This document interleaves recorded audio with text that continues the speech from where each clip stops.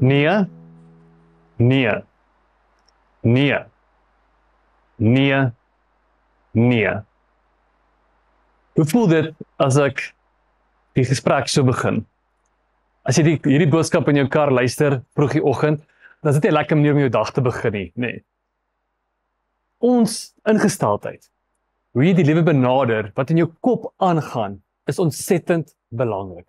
Spreuke sê, wees versigtig wat in jou hart aangaan, want dit bepaal jou hele lewe. As jy 'n negatiewe ingesteldheid het, dan sneeubal dit. Dit raak al hoe erger en erger. Dit speel ook oor na ander mense. Dink 'n bietjie as jy met jou kinders sal moet gesels en jy moet vir heeltyd vir alles nee sê. Hoe gaan hulle naderhand in hulle gemoed voel?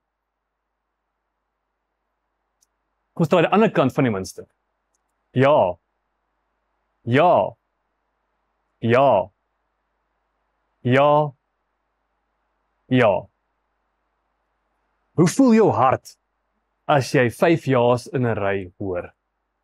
Iets binne jou moet ligter voel of beter voel. Iets binne jou moet sê maar daar's 'n stukkie positiwiteit wat nou my hart oorneem waarmee ek die dag kan ingaan.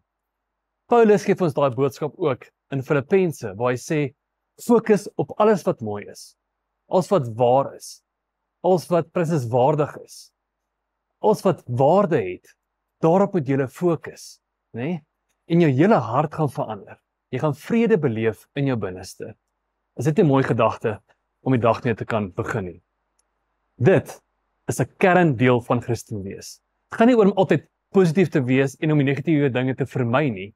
Het gaan oor om te kies in die oomblik waar ek is, om nie hier te gryp nie, maar om te gaan na 'n positiewe ingesteldheid, waarmee ek met ywer en nuwe lewe die dag kan ingaan. Kom ons bid saam. Liewe Heer, die wêreld dwing ons soms 'n negatiewe ingesteldheid in. Die wêreld dwing ons soms om die slegte goed eers te raak te sien. Dis soos velcro wat ons vasgryp.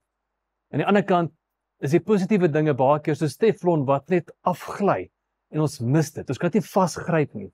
Help ons Here om 'n verandering te gaan in ons harte, wat ons intentioneel moeite doen om vas te hou aan die positiewe dinge van ons lewe. Dat ons 'n lewe van dankbaarheid kan lei.